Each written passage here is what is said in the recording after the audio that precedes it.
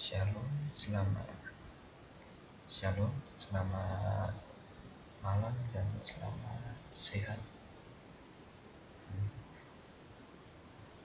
Di sini saya akan mempresentasikan hasil penelitian saya untuk memenuhi salah satu studi saya di Universitas Kristen Indonesia Toraja, yaitu mata kuliah metodologi penelitian. Dan di sini saya akan menjelaskan tentang sensor sidik jari untuk membuka kunci pintu Arduino Uno. Dan pertama, abstraknya. Penelitian ini membahas perancangan sistem kunci pintu otomatis yang didesain terkoneksi ke solenoid pengunci permasalahan. Dalam artikel ini dilatar belakangi dengan keamanan ruangan yang hanya orang tertentu saja yang dapat masuk. Sistem presensi fingerprint telah dikenal penggunaannya di kantor, sekolah, hotel, dan pabrik. Bahkan telah dipasang di beberapa layanan umum, misalnya rumah sakit, bank, taman sekolah nasional, serta di beberapa sarana prasarana umum lainnya. Dan sebelumnya itu, penjelasan yang lebih lanjut, perkenalkan, nama saya Yonatan, Indo 19611-77, mahasiswa Teknik Informatika Universitas Kristen Indonesia Toraja, atau biasa disingkat dengan UKIT. Nomor 1. Merancang dan membuat pintu otomatis berbasis fingerprint menggunakan metode logika fusi. Fingerprint mendeteksi sidik jari penggunaan dengan merekam atau men-scan ujung jari yang diterangi cahaya. Pantulan cahaya dari ujung jari ditangkap oleh fingerprint scanner dan menyimpannya di memori.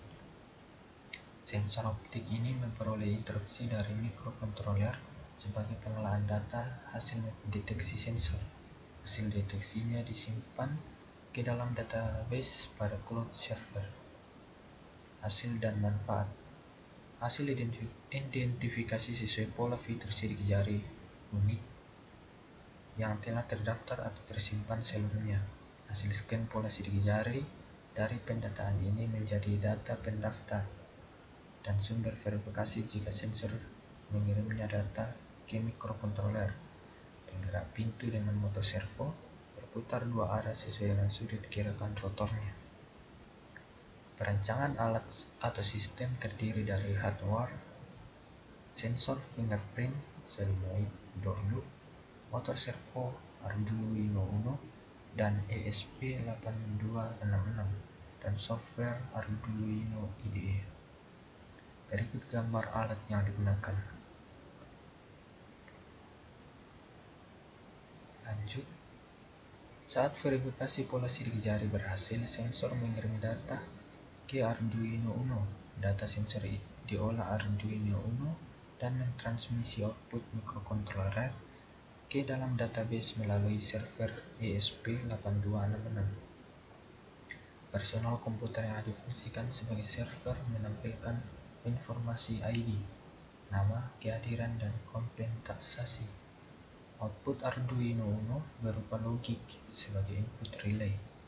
Setelah solenoid aktif, motor servo otomatis membuka pintu. Motor servo diatur pergerakannya dengan program pada software Arduino IDE. Kesimpulan, penggunaan sistem otomatis dengan fingerprint dapat diakses oleh seluruh pola sidik jari yang telah terdaftar ke database.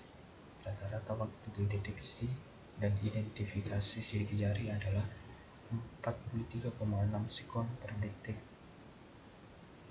sebagai waktu sampling untuk mengidentifikasi pola sidik jari pada sistem otomatis. Berikut adalah lampirannya.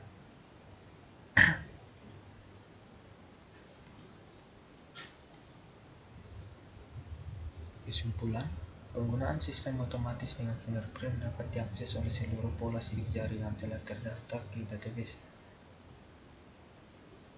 sebagai waktu sampling untuk mengidentifikasi pola sidik jari sistem. Perancangan web server telah berfungsi sebagai penampilan data sesuai hasil deteksi dan identifikasi sensor fingerprint.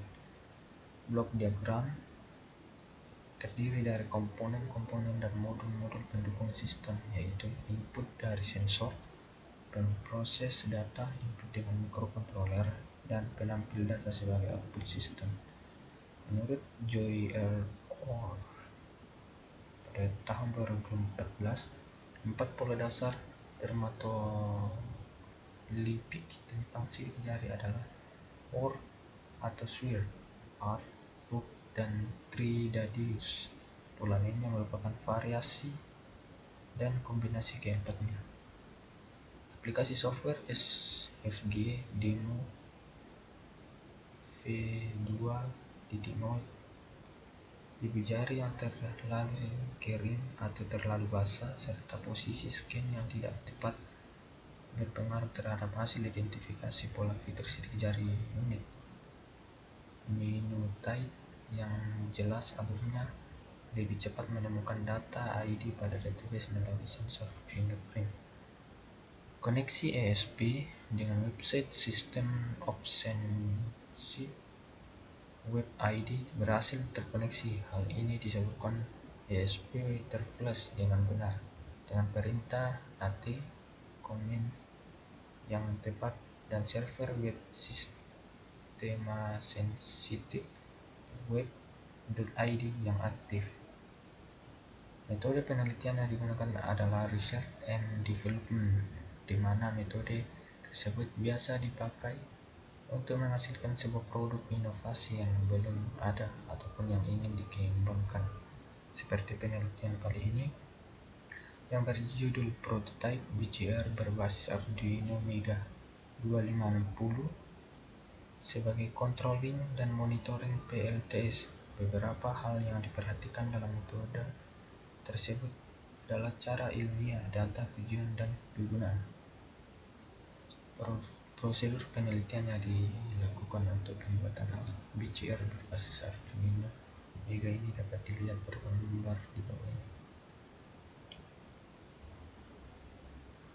Perancangan penelitian merupakan suatu tahapan yang harus dilakukan dalam sebuah penelitian sesuai kaidah keilmiahan. Hal ini dilakukan agar penelitian berjalan dengan baik. Arah penelitian, tujuan penelitian, serta keefektifannya harus dilakukan dengan benar. Adapun hal yang direncanakan dalam membuat prototipe BCR berbasis Arduino Mega 2560 adalah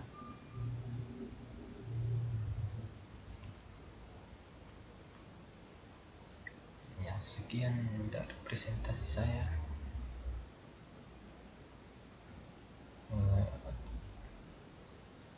Demikian dari presentasi saya.